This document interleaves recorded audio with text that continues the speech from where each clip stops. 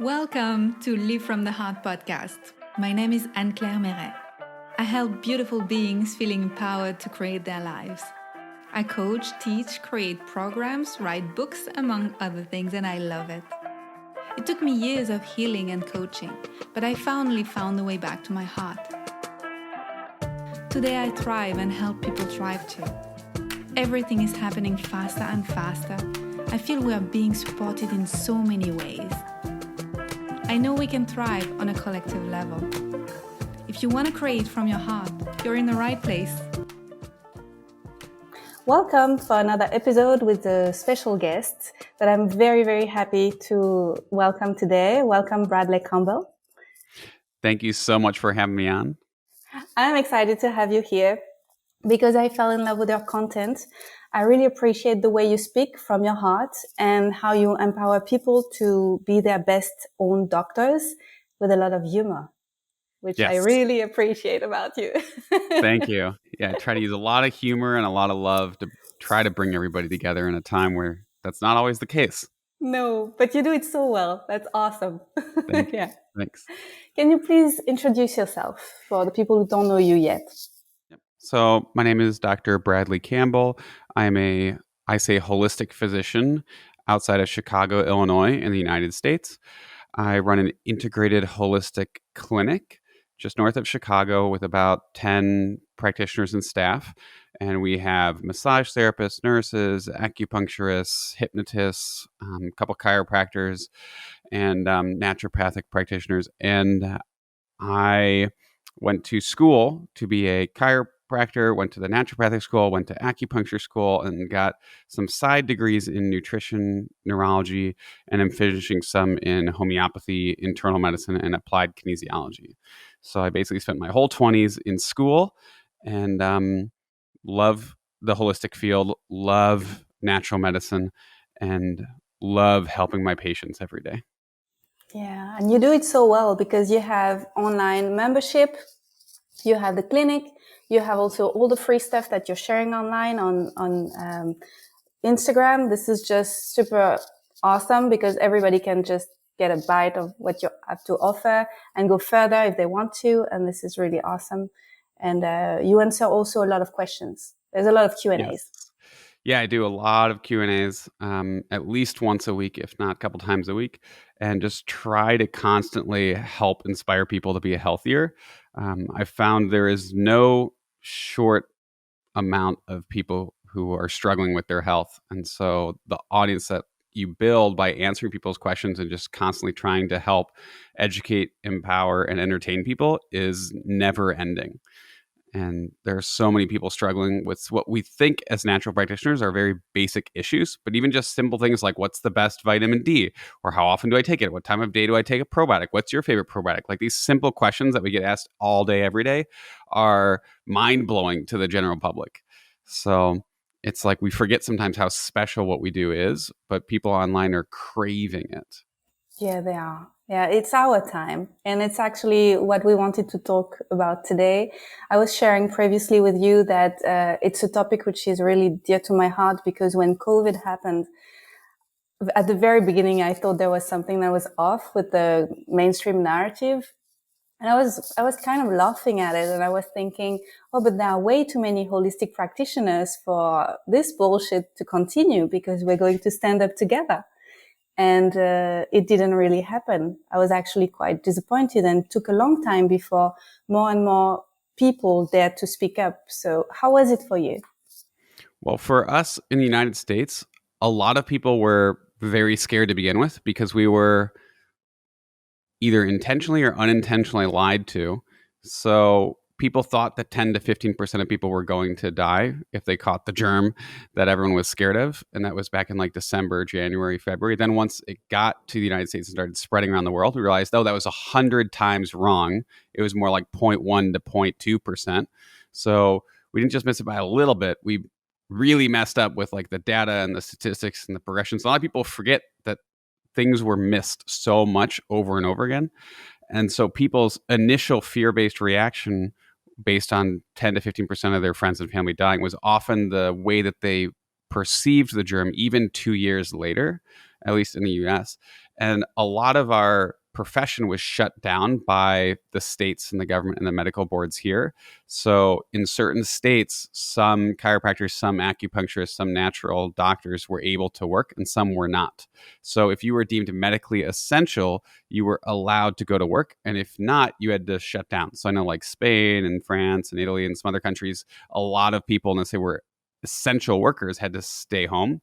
And so that drove a lot of the natural practitioners to think that they were not important, that they were not essential, even though many of them, if they had good self-esteem, if they had a practice going, their patients, their clients were asking them, begging them to work, but they were, you know what, I don't want to get in trouble. I don't want to lose my license and everything I worked for. And I think that really harmed our profession to think that we were not critically important in a time where mental health, above all, was the most important factor for people. And America went from having 11% of people being anxious and depressed to 44% of our country having anxiety or depression or a clinically diagnosable mental illness in the last 2 years. And we, as you know, food and exercise and acupuncture and chiropractic, all these natural modalities, our bread and butter is typically dealing with lifestyle medicine and stress, which is what people needed above and beyond regular medicine, which didn't even have an answer for a year and a half, and then came out with this answer that was half baked and unfortunately very underwhelming for all of the world. Yeah. That's such a pity because we have so many solutions and there are so many ways to build up our immune system and deal with stress. And there were so many solutions. And I was witnessing that and thinking, oh, what are we doing? And some of us, we took the opportunity to work online and to grow a community online and to have people following us for the good tips that we were generously sharing. And I remember I was so angry. I channeled my anger and I created awesome online programs and I had so many people joining them. It was a great opportunity for people who were able to see that there was actually an opportunity in the crisis. And Mm-hmm. what's the difference between a holistic practitioner that sees the opportunity and the other one that freezes? What's I think the difference is in the strength of your belief in your profession and your philosophy, particularly about how amazing what you're doing on a day-to-day basis is. If you get treated yourself and you truly believe in it, well, if you truly believe in what you're doing and your philosophy is next level and you believe what you do is super critically important and it's great for people, and you do it for yourself and you really buy in, you believe in it fully, you value it above and beyond conventional medicine, then you probably know, like, I'm going to find a way to make this happen for my friends and my family and my patients and my clients, because if I don't, that is illegal. Like, that should be something that sends me to jail. If I do not do this thing that could save people's lives and empower them to be healthier and build their immune systems, that is a travesty. That is a crime against humanity. And my friend, Dr. Ben Tapper, who I made through the pandemic, he was one of the disinfo dozen in the United States. And I got to stay at his house and play with his kids and like have a great time lecturing and teaching and traveling around with him a little bit. He would say this really great phrase, and it basically was, wait, let me think of it real quick. It was about having enough conviction. And he basically said, he would talk about how conviction would outweigh complacency. And when he would say, when your conviction outweighs the level of complacency you have, then speaking out becomes easy. And so many people just don't have enough conviction after they break out of their school or their training program. They start to compare themselves to other people online, whether they don't have enough followers, they don't have enough patients, they're not making as much money, or natural care practitioners who compare themselves to insurance-based practices. We're like, well, I'm not getting, the $300,000 a year that a surgeon's making, or I don't have as much respect because insurance isn't covering something, or whatever it is. They start to compare themselves and devalue their profession, and they don't buy into the philosophy. But I think if natural health care practitioners start to see that what they do is infinitely more valuable than acute crisis care medicine, even though it's really cool to like cut off your arm and go to the hospital and they save your life, or you hit your head and you bleed internally and you go to the hospital and they save your life. That's really cool stuff. That's amazing that we have these MRIs and CAT scans and medications and surgical opportunities available to us. As great as that is, and as profoundly helpful as that is, the fact that we can heal someone's mind, body, and spirit slowly, gently, lovingly over time is a miracle. Whether that's through our words, whether that's through herbs, lifestyle, food, exercise, light, saunas, hot, cold therapy, whatever you're doing, the gentle nurturing back to health, it's much more feminine of an art, but we've been taught that the divine feminine is not beautiful, but the ability for the divine feminine to birth a person from a sick, sad, tired, depressed, unmotivated, overweight, acne pocked and just unwell human into the beautiful, wonderful, vibrant version of themselves and the best possible expression of their soul's purpose. And not just like in the flick of a switch, but over the period of days, weeks, months, and years, and guide that person. It's like raising a child. You can raise these patients into their best possible soul expression. That is an ultimate divine feminine expression of natural healing. Wow. Well, you're going to make me cry. That was very beautiful. And so I became a naturopath because I healed something. So I was 100% sure that it was working. So that's also one of the reasons why I fought so hard during COVID, because I had no doubt.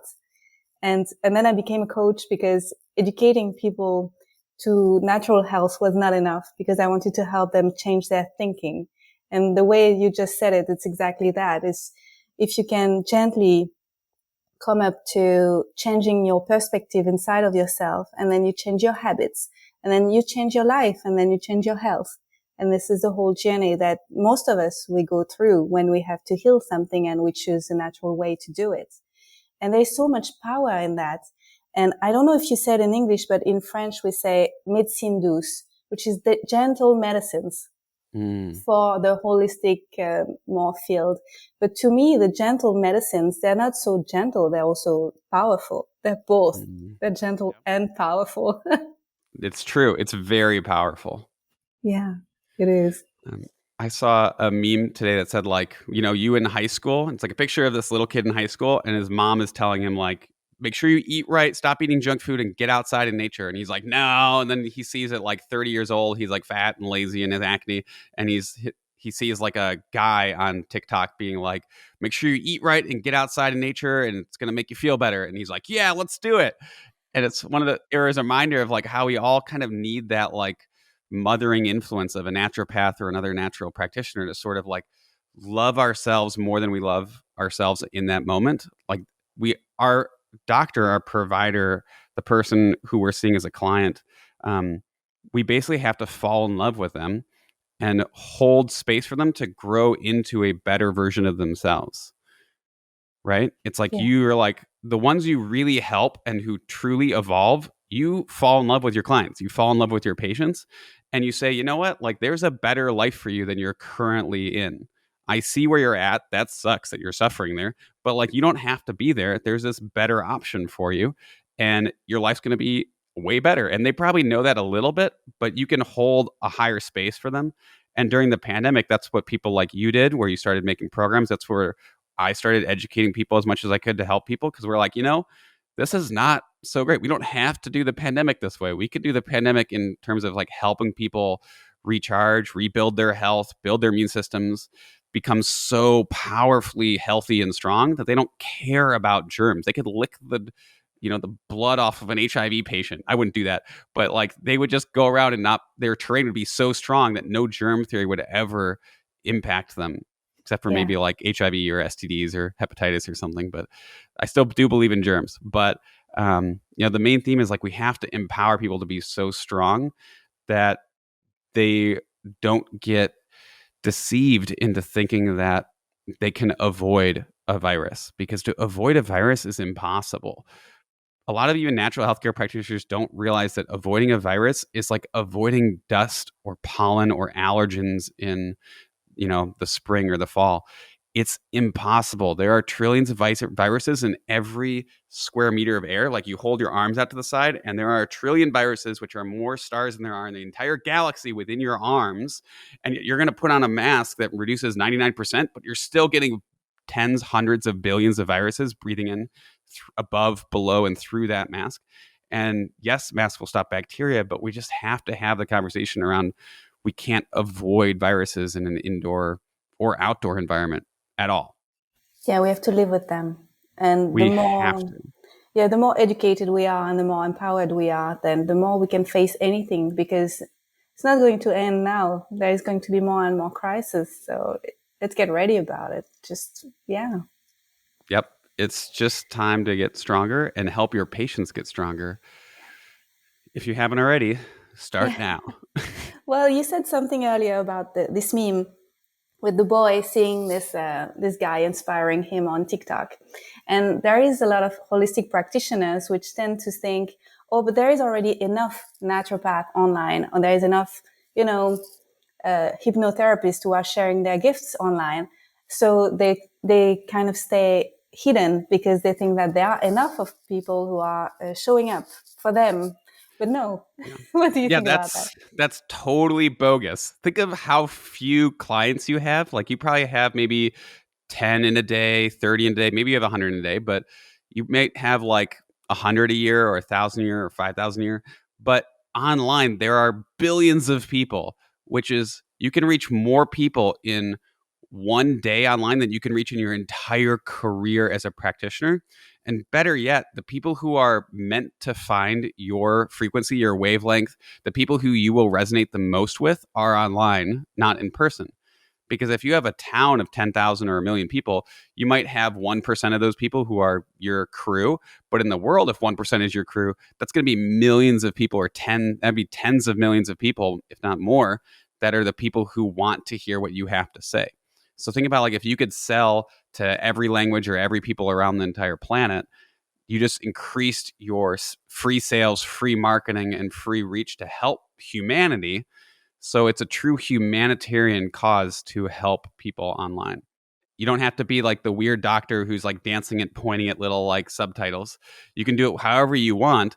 And even we've gotten friends of mine who are really funny doctors. This Dr. Steven Zodkoy, he's got an Instagram that's like, he's one of the funniest, most crude humor, like sexual gross humor doctors in real life. But he started educating on Instagram and it's got a following in 6 months or less of like thousands of people, and he did it just by being himself. And he's like the grandpa who goes on Instagram and doesn't know what he's doing, but he's just trying to help people.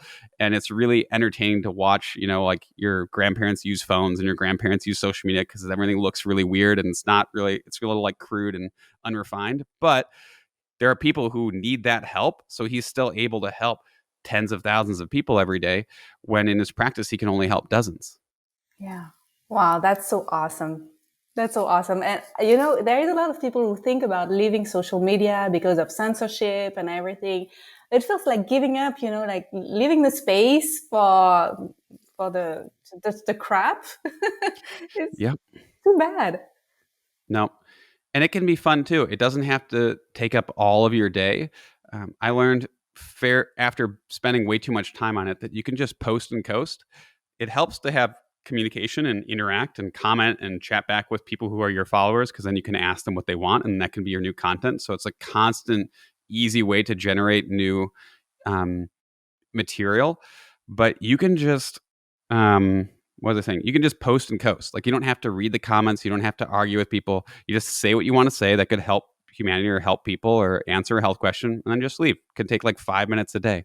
It's pretty easy to do. Yeah. Thank you for saying that, because I think there's a lot of people who got used to social media by being consumers instead of Mm-hmm. creators. But when you're a creator, you just go there. I mean, I go there, I check out memes and I post and then I leave. Yes. Yeah. It's great. It's so easy. It doesn't have to take hours and hours and hours. And if you document rather than create, that's another really easy strategy. Just document the things you're already doing. Like I didn't have time during the pandemic because I was really busy helping all my clients get their immune systems healthy and seeing people so they could get out of the, or not have to go to the hospital. We had no patients, thousands of people we treated with COVID, and none of them had to go to the hospital. Because the herbs and natural remedies, and we were increasing their immune system, and they were already pretty healthy, which was great. But I just took the 5 or 10 minutes I had in my day where I was like either eating breakfast or driving to work and just filmed myself. Like I put the car on a little mount and film myself every day driving to work talking about the news or whatever's going on with the pandemic. And that was just something that only took me about 30 seconds to like hit record, hit stop.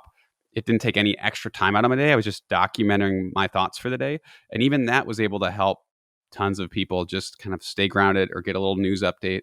And there's so much you can do just documenting like your healthy habits to inspire people, recording the meals you eat or how you choose things at the grocery store that really helps people. Because what's more important is not the information you're providing, it's the philosophy of how to think like a natural practitioner. And that's what the world needs. They need to think like we think. If they knew what we knew, they would do what we do.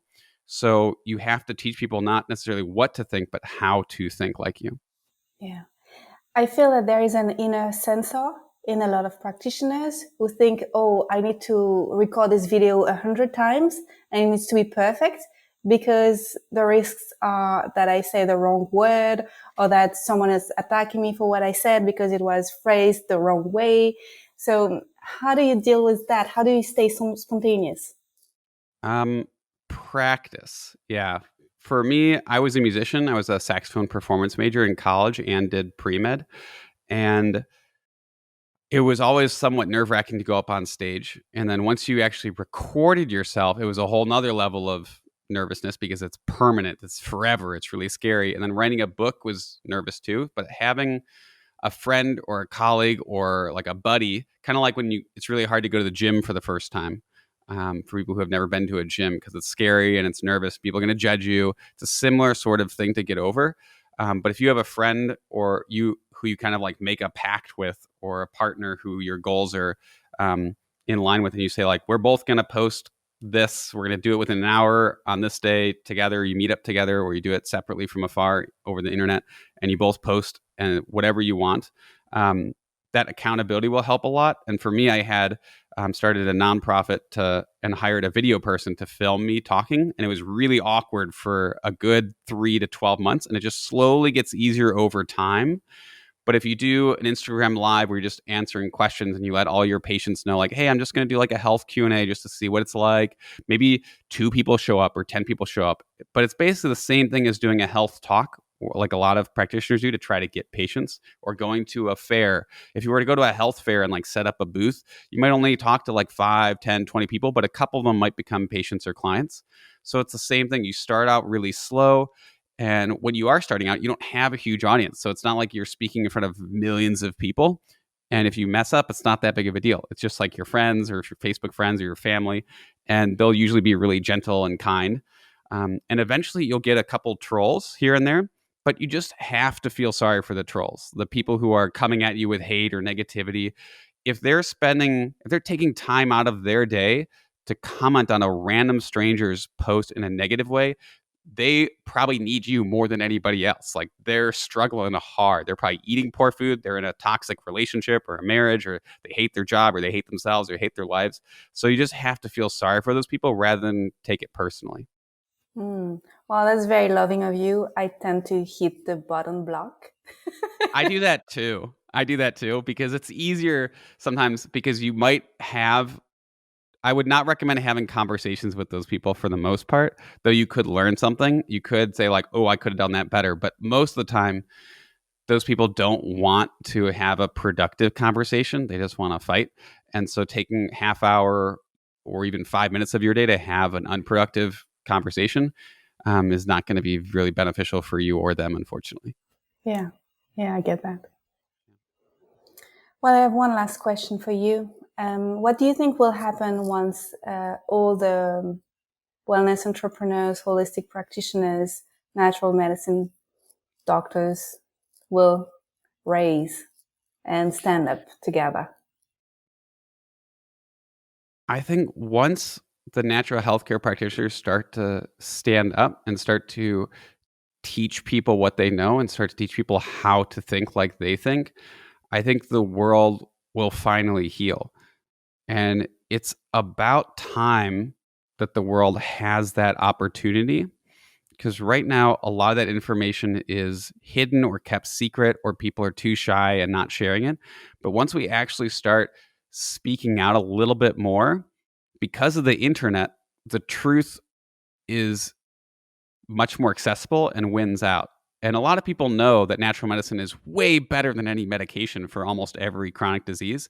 So once you actually start showing people how beautiful what you do is, they're going to want it. And it's already exploding in the US and elsewhere. The vast majority of the US uses some form of natural medicine or supplement or natural healthcare on a regular basis.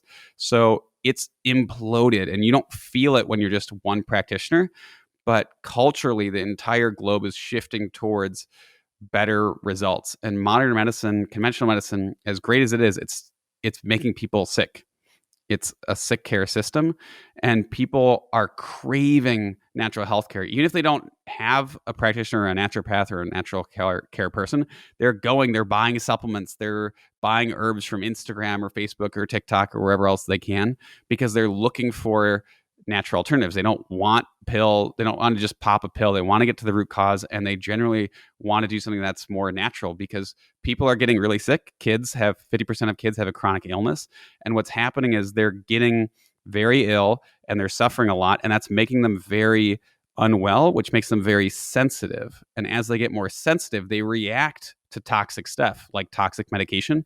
And they can't take psych meds. They can't take steroids. They can't take antibiotics over and over again, because it just makes them worse and it makes them feel bad. Versus the medicine we have to offer makes people feel good, and it helps them grow into the best versions of themselves.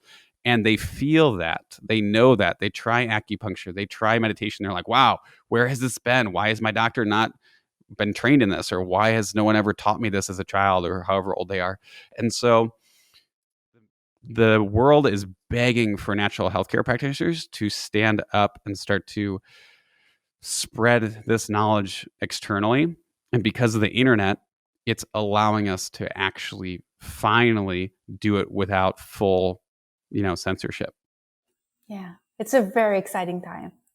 It's extremely exciting, and I can't wait to see the massive explosion of natural healthcare schools and practitioners and medicine globally in the next, second half of our lives. Yeah. Well, thank you so much. Was very inspiring. Thank you. Is there anything you want to add? I always like to add this funny saying, which is my favorite 3 words: "You're gonna die," which basically is just a reminder, like memento mori, which is remember death, to just know that you only get one life. So don't get to 50, 60, 80, 90 years old and regret not speaking out. Don't get to a place where you look back and you regret not taking the opportunity to educate more people, to spread the beauty of what you do beyond what you're already doing, to grow a little bit further and push yourself just a little bit harder, to love a little bit more than you currently are. I love that. And I want to add that when we start doing it, usually life helps us, because then we meet the right people who want to support us. Something magical happens, something bigger than us. Yep. Yeah. People will feel your good intentions and they'll want to help you out along the way. You just have to talk to people about it. Yeah. Thank you. How can people find you if they want to work with you? I have a Instagram. It's Dr. Campbell Cares, Dr. Campbell Cares. Website is campbellcaremembership.com. We have a more club type community there that meets every week on an online forum. And then I have a book, Do I Have Adrenal Fatigue, on Amazon. But the Instagram has a link in the bio towards all the other places people can find me as well. Wonderful. I will add your links to the podcast. Thank you for everything. And thank you for making me laugh every day, because this is the best medicine. Thank you, Anne-Claire. Thank you. Bye-bye. Thank you for your presence. If you've enjoyed this episode, share it, like it, save it. You can follow me and connect with me via social media and my website, simply with my name, Anne-Claire Méret. See you soon with more content from the heart.